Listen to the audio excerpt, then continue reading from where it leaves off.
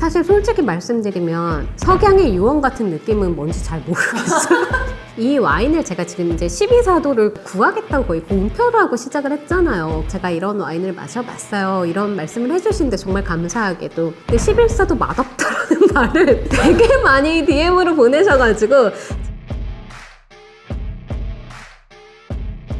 안녕하세요, 와인 여신입니다. 시나물방울 12사도 재밌게 보셨어요? 많은 분들이 응원해주고 계셔서 오늘은 11사도로 돌아왔습니다. 먼저 이번에도 11사도에 대한 칸자키 유타카의 묘사를 먼저 읽어드릴게요. 38권에 나옵니다.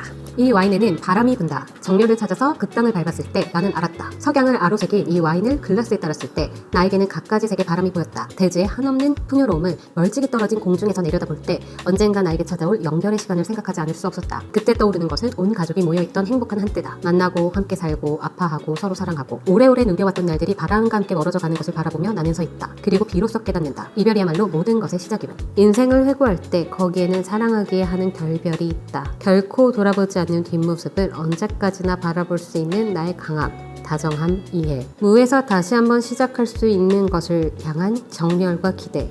새로운 여행의 예감. 언젠가 너희도 보겠지 이 석양을. 그리고 언젠가 느낄 것이다. 이 와인은 태양과 함께 떠나가는 바람이다.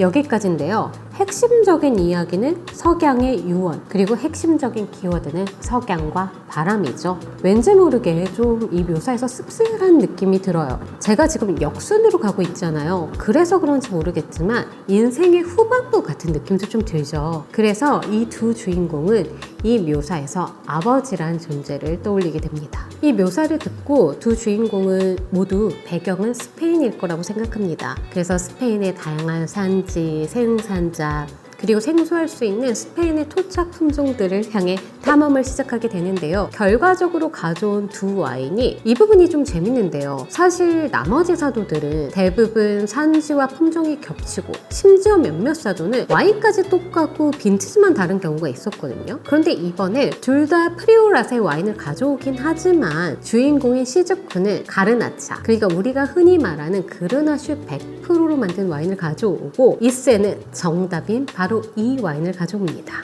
페러브베 셀레치오 에스페셜 비니 SBS입니다.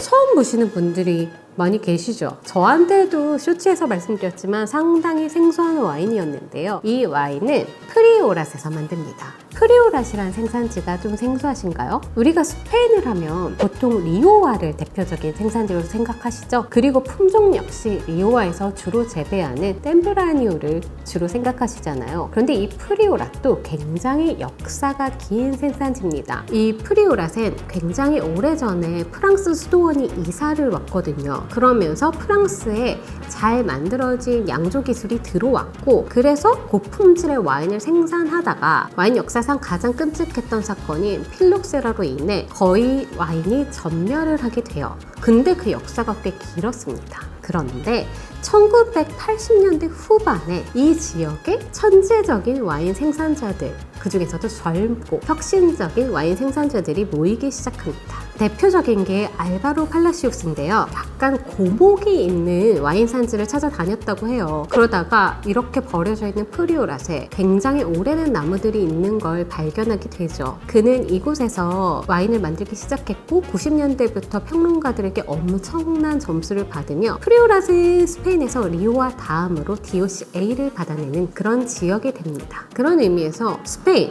그것도 프리오라스에서 11사도 후보가 나왔는데 알바스 팔라시오스의 와인이 아니라는 것도 저는 사실 조금 의외였어요. 이 11사도인 페라보베 셀레치오 에스페셜은 스페인 토착 품종인 까리냥 100%로 만듭니다. 이건 조금 특별해요. 왜냐면 사실 이 지역에서는 주로 가르나차, 그러니까 그르나슈 품종을 메인으로 하고 보통 까리냥이나 아니면 시라를 블렌딩하는 형태로 만들거든요. 물론 플래그십인 얘는 까리냥 100%지만 엔트리급인 와인에서 마저도 까리냥을 60% 이상 주품종으로 하고 거기에 그르나슈나 시라를 섞는 식으로 블렌딩을 했더라고요. 그러니까 어떻게 보면 스페인 와인의 정수를 보여주겠다, 약간 이런 의지가 좀 느껴지는 것 같아요. 페러보베는 페러, 보베라는 두 사람의 이름에서 따왔습니다. 이 둘은 친구 사이인데요. 2002년에 와이너리를 만들었대요. 그런데 신의 물방울에 소개된 게 2010년도쯤이란 말이에요. 그러니까 사실은 굉장히 빠른 속도로 인정을 받고 뜬 생산자라고 볼 수 있죠. 그러니까 이 만화책이 나왔을 당시에는 굉장히 라이징 스타였던 것 같아요. 지금도 물론 좋은 퀄리티의 와인으로 인정을 받고 있습니다. 이 페러보베는 프리우라 중에서도 굉장히 고산지대에 있는 데다가 고산지대이다 보니 고지대답게 경사도가 심하대요.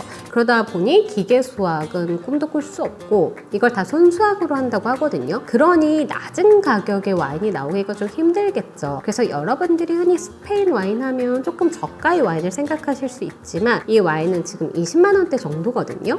비싸다고 생각하실 수 있죠. 하지만 그럼에도 불구하고 12사도 중에는 가장 저렴합니다. 그럼 이제 우리 이 와인을 좀 마셔볼까요? 저는 이 와인을 3시간 전에 오픈을 했어요. 왜냐면 스페인 와인들 그리고 또 얘는 지금 빈티지가 17 빈티지거든요. 제가 만화책에 있는 빈티지를 그대로 가져오지 않는다고 말씀을 드렸지만 만화책이 나온 시점에서 어느 정도의 올드 빈티지 혹은 영 빈티지를 다뤘냐는 참고를 하고 있는데 만화책에서 나왔던 빈티지가 08 빈티지예요. 그러니까 지금 10년 정도가 흘렀기 때문에 17 정도 빈티지면 그때 묘사가 좀 유사하겠다 싶어서 이 빈티지를 구했는데 이게 지금 릴리즈가 되고 있는 빈티지입니다. 그러니까 여러분들이 이 제품을 구매하시려고 하면 지금 17 빈티지를 만나실 수 있거든요. 제가 한번 대시 시음을 해보면서 느낌을 말씀드릴게요. 먼저 인상적인 건 컬러가 굉장히 진해요. 근데 대부분 이렇게 진한 품종들을 블렌딩으로 많이 쓰거든요. 왜냐하면 와인의 컬러를 좀 잡아주는 역할을 할 수 있잖아요. 조금만 넣어도. 그런데 얘는 까리냥 100%이기 때문에 정말 진합니다. 그냥 쉽게 말씀드리면 포도 주스 색깔이에요. 향도 강한 편이에요. 제가 완전히 감기가 낫지 않았지만 그런 제가 맡기에도 향이 굉장히 강하게 느껴지고 처음 따랐을 때는 카시스나 레드베리, 자두 뭐 이런 베리류 향이 조금 강했었는데 지금은 3시간을 열어놨더니 뭐 오크, 연유 이런 향들도 좀 올라오고요. 약간 과실도 농축미 있는 약간 잼미한 과실향이 좀 나요. 일단 얘는 다 강합니다. 바디도 풀바디고 태닝 강하고 산미도 높고 드라이하고 그러니까 어떻게 보면 제가 17을 열긴 열었지만 내 장기 숙성에 굉장히 적합한 와인 같다는 느낌이 강하게 들거든요. 그러니까 여러분들도 어쨌거나 퀄리티는 11사도잖아요. 어느 정도 보장이 되어 있는 와인이니 사서 좀 묵혀보면 어떨까 하는 생각이 저는 좀 들었어요. 그리고 올빈이 있다면 좀 구해서 마셔보고 싶다는 생각이 들고요. 혹시라도 이 와인을 사서 드셔보실 거면 좀 미리 오픈을 해두시는 걸 추천드릴게요. 지금 느낌 같아서는 사실 전날 오픈을 해놔도 괜찮겠다 싶은 정도의 느낌이 들거든요. 근데 밸런스 좋아요. 그리고 저도 까리냥 100%는 처음인데 맛있네요. 새로운 느낌의 와인입니다. 그래서 시도해 보실 만한 의미가 있는 것 같고요. 사실 솔직히 말씀드리면 석양의 유언 같은 느낌은 뭔지 잘 모르겠어요. 아무래도 이 작가가 약간 역사적인 배경을 조금 참고한 것 같은데 이 페러보베에서도 요 에스페셜은 100년이 된 고목만 사용을 한대요. 그러다 보니까 약간 올드바인의 느낌이 있긴 있어요. 그래서 그 올드바인의 느낌을 약간 인생의 노년기에서 느끼는 인생을 바라보면서 석양을 바라보면서 느끼는 인생에 대한 뭐 회의감은 아니고 뭐라 그러지? 성찰 약간 이런 느낌으로 받아들이지 않았나 싶기는 합니다. 추론인데요. 이 와인을 제가 지금 이제 12사도를 구하겠다고 거의 공표를 하고 시작을 했잖아요. 많은 분들이 제가 이런 와인을 가지고 있어요. 제가 이런 와인을 마셔봤어요. 이런 말씀을 해주시는데 정말 감사하게도. 근데 11사도 맛없다라는 말을 되게 많이 DM으로 보내셔가지고 제가 조금 각오를 하고 왔어요. 왜냐면 스페인 와인을 저도 템프라니오 말고는 그렇게 많이 마셔본 적이 없는 데다가 신의 물방울에서도 어떤 이야기가 나오냐면 스페인 와인 하면 보통 이제 템프라니오로 만든 약간 저렴한 가격대의 레드만을 생각하는데 스페인에서도 이제 주목받는 생산자들이 만든 고품질의 레드가 있다 이런 걸 소개하겠다 뭐 이런 이야기가 나와요. 그런 의미에서 우리도 이제 템프라니오 뭐 3만 원대 4만 원대의 와인을 벗어나서 10만 원이 넘는 그런 이런 스페인의 고품질의 와인을 경험을 해보는 건 저는 되게 좋다고 생각을 하거든요. 그리고 제가 야외 와인 추천편에서도 알라비뇨를 다룬 적이 있잖아요. 그러니까 스페인의 다른 품종을 겪어보는 건 되게 좋은 것 같다라는 생각이 들고, 이 페라보베도 얘가 플래그십이기 때문에 이 RM 라인이 2단계인가가 우리나라에도 수입이 돼요. 얘는 정식 수입이 됩니다. CSR에서 수입을 하기 때문에 수입사에 문의하시면 그렇게 어렵지 않게 구하실 수 있으실 것 같아요. 그래서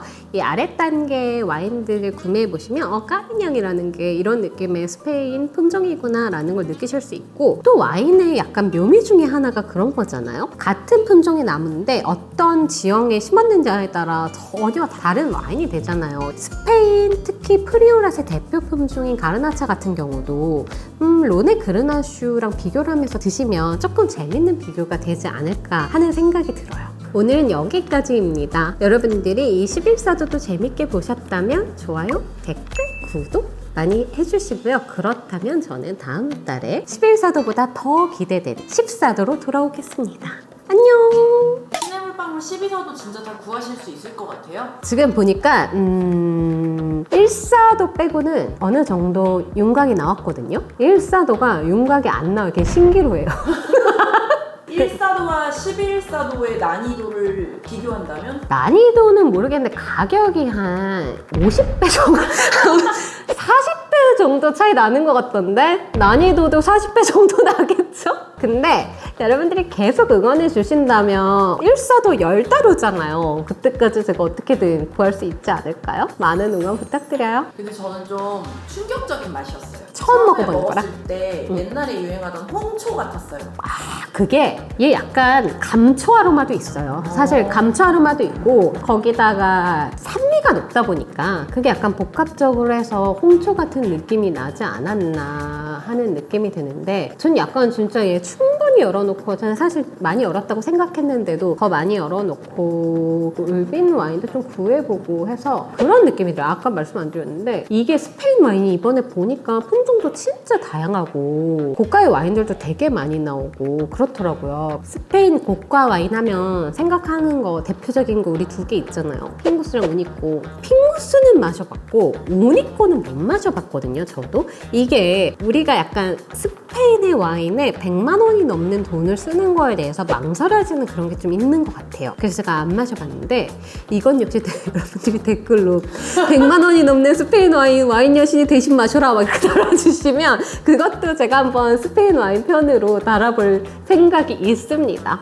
그러니까 뭐 스페인 아니면 전혀 다른 산지의 와인들도 얼마든지 좋으니까요. 궁금하신 건 언제든지 댓글이나 DM으로 부탁드려요.